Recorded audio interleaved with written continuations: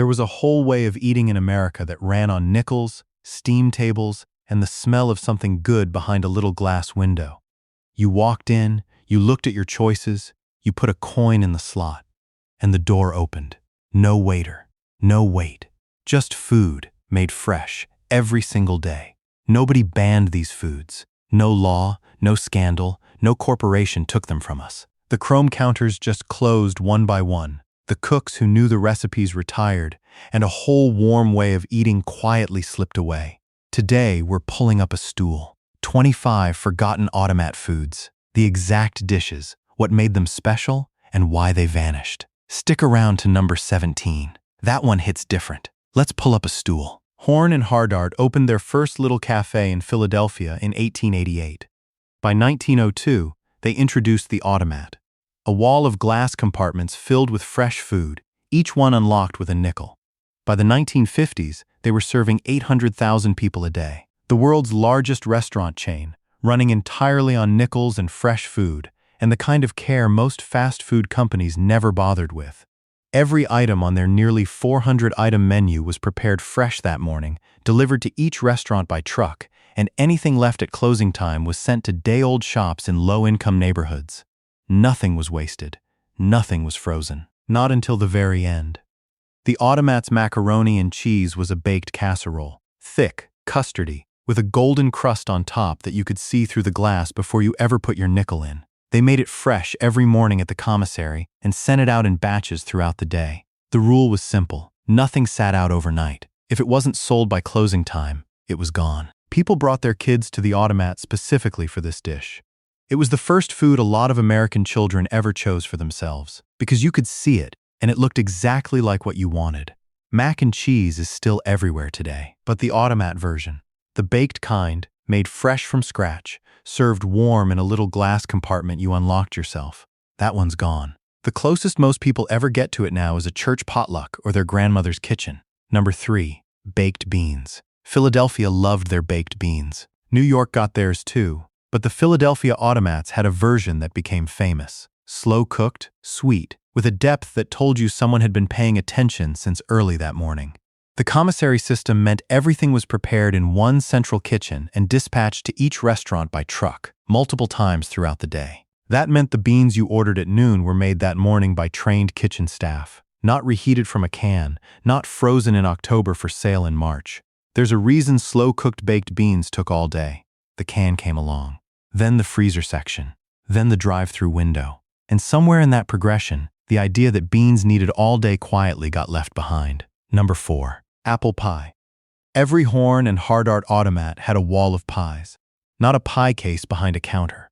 A whole wall. Rows and rows of individual slices, each in its own glass compartment, backlit and waiting. Fruit pies, cream pies, savory pies, meringue pies. You walked the wall and picked the exact slice you wanted. Apple pie was the most ordered. Fresh crust, cooked apples, the cinnamon smell that hit you as soon as the compartment swung open. They baked it fresh that morning at the commissary. The phrase apple pie became shorthand for something American and good and reliable. The Automat served it fresh to 800,000 people a day. Now we take a photo of a grocery store slice and call it comfort food. Number 5. Creamed spinach. This one might surprise you, but creamed spinach was one of the Automat's most consistent sellers. Not because people thought it was glamorous, because it was cheap, filling, and made right. The Automat commissary used fresh ingredients and seasoned the spinach properly, not the watery, unsalted version that made generations of children refuse vegetables. The Automat version was rich, slightly nutty, with a cream sauce that actually tasted like someone had intended it. In 1933, Horn and Hardart hired Francis Borden as their executive chef for the New York commissary. He'd trained at Le Cordon Bleu in Paris and cooked at restaurants in Monte Carlo, London, and Buenos Aires. He brought that standard of care to a place where a plate of spinach cost a dime. That's the thing about the Automat that's easy to miss from this distance. The food was genuinely good, not in spite of the price, because of the commitment. Number 6. Ham and egg sandwich. 10 cents. That's what it cost for a ham and egg sandwich at the Automat. 10 cents in 1930. An entire breakfast, made fresh, in a place where you could see it through the glass before you paid. The nickel and dime economy of the Automat was not poverty dining. It was calibrated dignity. Working men, secretaries, newspapermen, actors. They all came in for the same breakfast, sat at the same marble tables, and nobody knew from the sandwich what anyone earned. Walter Winchell ate at the New York Automat. Audrey Hepburn ate at the Automat. Your great-grandfather probably ate at the Automat on the same Tuesday morning, and nobody made a point of it. The ham and egg sandwich didn't disappear because it stopped tasting good. It disappeared because the Automat disappeared. And with it, the idea that a 10-cent breakfast could be eaten without embarrassment in the same room as everyone else. Number 7. Beef stew. Beef stew was the Depression-era workhorse of the Automat menu. There is a kind of beef stew that can only be made by starting early, letting the collagen break down in the connective tissue, watching the gravy darken and thicken over 3 or 4 hours. The Automat commissary made that kind. The vegetables were real, not frozen, not canned, and the portions were honest. During the Great Depression, when most restaurants were cutting corners or closing entirely, Horn and Hardart held their quality standards even as customers grew poorer. The leather-bound rulebook sent to every manager specified exactly how the beef stew was to be plated, how many times the tables were to be wiped each hour, what temperature the food had to reach before it could be served. A meal at the Automat during the Depression wasn't charity. It had no trace of charity. It was just a good bowl of stew at a fair price, served to whoever walked in the door. Number 8. Chicken pot pie. This is the one. If you talked to anyone who ate at the Automat in its peak years, the 1930s, the 1940s, the 1950s, and you asked them what they remembered most, a startling number of them will tell you it was the chicken pot pie. Not because pot pie was rare, because this one was made exactly right, every single time. The pastry was actual pastry, not puff pastry from a frozen sheet, not a biscuit slapped on top, but a proper short-crust shell baked golden and set in the compartment while it was still hot. Inside, chicken, not processed, not shredded from a can. Real pieces. A cream sauce that tasted like the chicken had been simmered in it. The commissary sent fresh pot pies out 3 times a day. By the evening rush, the ones from morning were gone. If you came in at 5 o'clock and the compartment was empty, you waited for the next truck. People waited. The chicken pot pie at the Automat was the kind of food that makes you understand why people cried when the last one closed in 1991. Number 9. Mashed potatoes with gravy. Mashed potatoes at the Automat were made the way that mashed potatoes take longer to make than most people want to spend. Real potatoes, boiled that morning. Run through a ricer, not whipped with a machine until they turned gluey. Butter and warm milk and enough salt to taste like something instead of nothing. There is a version of mashed potatoes that you can make at home in 20 minutes, and there is a version that takes 45 and tastes entirely different. The Automat served the second kind. The gravy was made from the same kitchen. Pan drippings, flour, stock. Not a package, not a powder. The Automat's rulebook specified the number of ounces of gravy per plate. When the suburbs opened up and the Automat's customer base drifted away, the mashed potatoes went with it. The versions that replaced them kept the name but lost whatever it was that made people come back. Number 10. Boston brown bread. This one almost nobody under 50 knows. Boston brown bread is a steamed molasses bread. Dense, dark, slightly sweet, made with cornmeal and rye flour and wheat flour and baked in a can. The steam cooking gives it a texture that's unlike anything that comes from a conventional oven. It tastes like 1890 in the best possible way.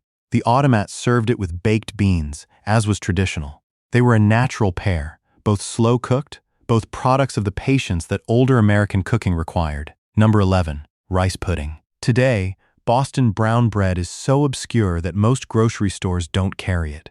The recipe itself is still perfectly intact. The bread is still entirely makeable. We just stopped. Rice pudding at the Automat was a dessert for people who didn't believe in showy desserts. Milk, rice, eggs, sugar, vanilla, and thyme. Baked slow until the top turned golden, and the inside set to something between a custard and a porridge. It cost a nickel. It was the dessert that working men ate without apology, and that children begged for before the apple pie. Nobody orders rice pudding anymore. Not because it stopped tasting good, because it fell out of fashion without anyone noticing, replaced by things with more spectacle and less substance. Number 12. Tomato soup. Hot tomato soup at the Automat cost a nickel. A nickel got you a cup of something that had been made from real tomatoes, seasoned, and kept warm. But tomato soup at the Automat carries a story that goes beyond the menu. During the Great Depression, people who couldn't afford even a nickel, who had nothing, would sit down at the steam-heated marble tables, reach for the free ketchup, the free hot water from the coffee station, the free salt and pepper, and make their own soup. The company didn't encourage it. They also didn't stop it. As long as the paying customers kept coming and the profits held, they looked away. A warm seat and a cup of something hot from the free condiments on the table. That was dignity, invented by desperate people, tolerated by a company that knew what hard times meant. Nobody serves that soup anymore. Nobody could. Number 13. Scrapple. Scrapple is a Philadelphia thing, and the Philadelphia Automats served it the way a Philadelphia thing gets served, without apology and without explanation. It's a congealed pork meatloaf, made from scraps and cornmeal and spices, sliced and pan-fried until the outside crisps. The Automat commissary made a version that became a breakfast staple for Philadelphia workers for decades. New Yorkers got strong cheeses. Philadelphia got scrapple. The menus in the two cities were deliberately different. The commissary understood that local taste mattered. Scrapple is still made and sold in the Philadelphia region, but it never quite made it national. And the Automat, the place that served it to hundreds of thousands of people who might otherwise never have tried it, is gone. Number 14. Coffee cake. The Automat had a whole case dedicated to baked goods, rolls, pastries, coffee cake. Fresh that morning, gone by afternoon. The coffee cake was the kind that has a crumb topping made with actual butter and cinnamon. Not a drizzle of icing, not a commercial sweet roll, but a dense, tender slice that worked alongside coffee the way bread works alongside soup. There's a version of mornings in New York and Philadelphia that is completely gone now. The marble table, the chrome spout, the coffee cake that someone had baked that morning and placed in a glass case for you to find. That morning is finished, but the recipe isn't. Number 15. Lemon meringue pie. Lemon meringue pie requires more steps than almost any other pie on an Automat menu. The curd has to be cooked separately. The meringue has to be whipped and baked until the tips just start to brown. It has to be made in advance, but not too far in advance. The Automat made it anyway, every day, at a price that made it accessible to anyone who walked in the door. There's a lesson in that. A place serving 800,000 people a day, running on nickels and logistics, and they still committed to the complicated pie because the complicated pie tasted the way it was supposed to taste. The meringue pie is still around, technically, but lemon meringue pie made from scratch, weeping just slightly from the humidity, the curd tart and bright. That version lives mostly in memory. Number 16. Deviled crab on toast. This one is from the very beginning. One of the earliest dishes advertised when the Automat concept first appeared in the 1890s. Deviled crab on toast. Crab meat mixed with mustard, Worcestershire, a little cayenne, bound with breadcrumbs and cream, served hot over buttered toast. It was an East Coast special, the kind of preparation that required real crab and real care. This was the dish that told people the Automat was serious, that this wasn't a novelty machine dispensing candy, but a place where lunch meant something, where the food behind the glass was worth the nickel. By the mid-century, deviled crab had drifted off the menu in favor of dishes that traveled better through the commissary system. And eventually, the commissary system ended too. Number 17. Creamed chipped beef on toast. This is the one that hits different. The soldiers called it SOS. The polite version stands for same old something. Creamed chipped beef on toast was an army staple through 2 world wars. Dried beef, stretched with a white cream sauce, served over toast. It was the meal that a generation of American men ate for breakfast when they were 18 years old and scared and far from home, and then came back and ate again at the Automat because it was the one food that tasted, in some small way, like being okay. The Automat served it because the men who came back from the war wanted it. Not because it was fancy, because it was familiar. Because some foods aren't about the ingredients. They're about where you were when you ate them, and who you were, and the fact that you made it home. Creamed chipped beef on toast is almost entirely gone from American menus now. When a diner offers it, it's usually a curiosity item with a wink at the slang name. What it actually was, a meal that carried the weight of 2 wars and a whole generation's longing for home. That part doesn't translate. Number 18. Coconut cream pie. The wall of pies held every kind. and coconut cream was the one that required the most restraint. A firm pastry cream base set with real coconut, a layer of whipped cream on top that actually held its shape because it was real cream and it was fresh. The Automat's dessert case rewarded the patient. You had to pick the right compartment at the right time of day when the batch was fresh from the commissary. You learned the rhythms. Number 19. Sliced roast beef and gravy. Sliced roast beef at the Automat was a hot table item, carved at the buffet line, ladled with pan gravy. This was the Sunday dinner that working families ate on a Tuesday because Tuesday at the Automat cost less than Sunday at home if you only had a small kitchen and no oven big enough. The Automat didn't make roast beef into a special occasion. It made it into a Tuesday. Number 20. Corn muffins. The Automat corn muffin was a bakery item. Thick, golden, with a slight sweetness and a real corn flavor. Eaten with butter from a foil square beside the coffee. Every morning for a nickel. The commissary baked them fresh and distributed them to every location before the breakfast rush. By 9 a.m. they were warm in the glass case. By 11, a lot of the locations were down to the last few. Number 21. Tripe Creole. During World War II, when Mayor Fiorello LaGuardia of New York City declared citywide meatless days, Horn and Hardart served tripe Creole. Tripe, the lining of a beef stomach, was one of the organ cuts not restricted under wartime rationing. And the Automat commissary, faced with a menu that suddenly couldn't offer most of its usual proteins, found a way. Tripe Creole, a slow-braised preparation with tomatoes, onions, green pepper, and spice. French in origin, adapted for American tables by a kitchen full of professionals who didn't see meatless days as a problem to complain about. They saw it as a cooking problem to solve. People ate it because it was good, and because the Automat had earned their trust, and because the war asked for some adjustments and people mostly made them. Number 22. Gelatin salad. Gelatin salads. Every era has its food that future generations look back on with bewilderment, and this is the mid-century contribution. But the Automat gelatin salad was a serious affair. A proper mold, sweet or savory, depending on the ingredients, set overnight in the commissary, unmolded perfectly, placed in the cold compartment where it held its shape under the glass. It's easy to laugh at now. It was considered elegant then, and the craftsmanship that went into making a proper aspic or a fruit-set gelatin was real. It required timing and care, like everything else the Automat served. Number 23. Baked stuffed cabbage. Stuffed cabbage was Depression-era ingenuity formalized. Meat stretched with rice, wrapped in softened cabbage leaves, baked in tomato sauce. 1 pound of ground beef could feed a family in a stuffed cabbage. The Automat made it in batches, baked it at the commissary, and served it as a hot entree. This is the category of dish that nobody at a drive-thru ever thinks to make. It takes too long and costs too little to be interesting to anyone optimizing for profit.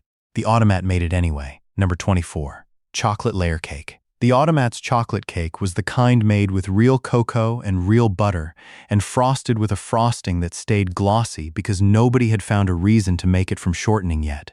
It cost a nickel a slice, served in a glass compartment, still warm from the commissary on the good days. There's a version of chocolate cake that is made with care, and a version that is manufactured to stay moist on a shelf for 30 days.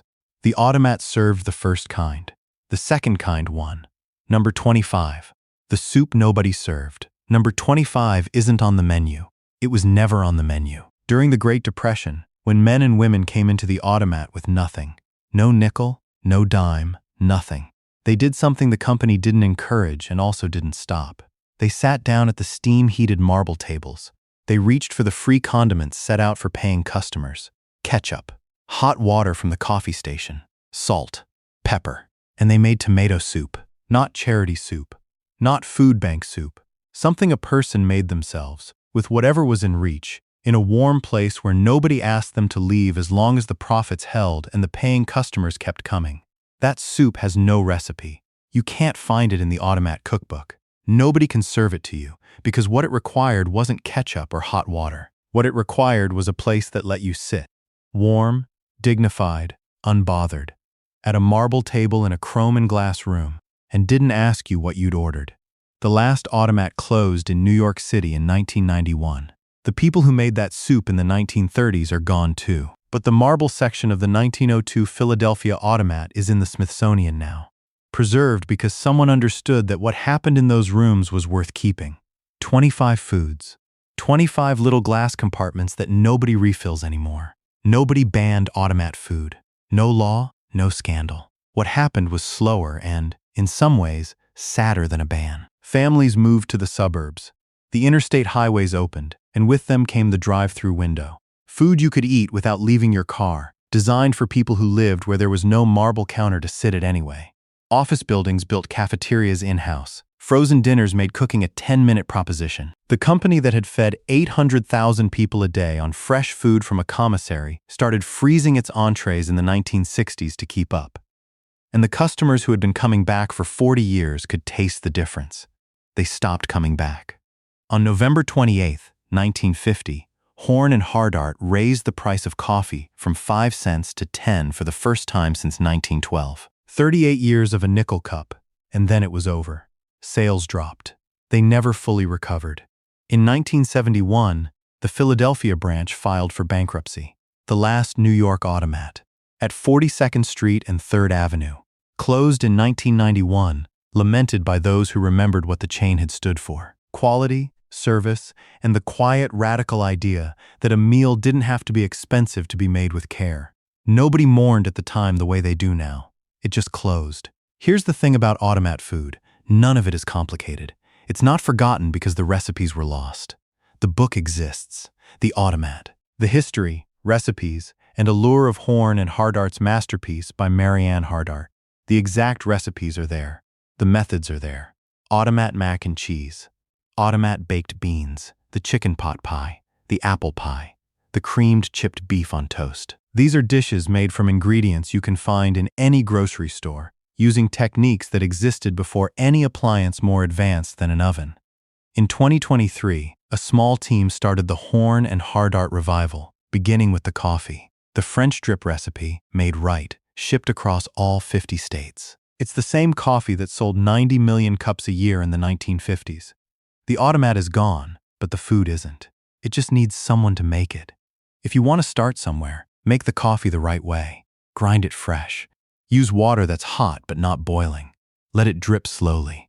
Don't let it sit more than 20 minutes. That's not nostalgia. That's just how it's supposed to be made. A 35-foot section of the original 1902 Philadelphia Automat is in the Smithsonian's National Museum of American History. Someone thought it was worth keeping. And it is. These 25 foods came from a place that understood something we've mostly forgotten. That food made with care, made with real ingredients, by real people, and served fresh every day. Doesn't have to cost a lot to be worth a lot. If you found something in this video that felt like a memory you didn't know you had, that means it's still in there. The knowledge lives longer than the restaurants. If you're the kind of person who finds this kind of history worth keeping, you already know how to find more of it. And if you want to try making any of these, the baked beans, the pot pie, the coffee, the right way, let me know. That's a whole other conversation worth having. 25 foods. One long conversation that America isn't quite finished having.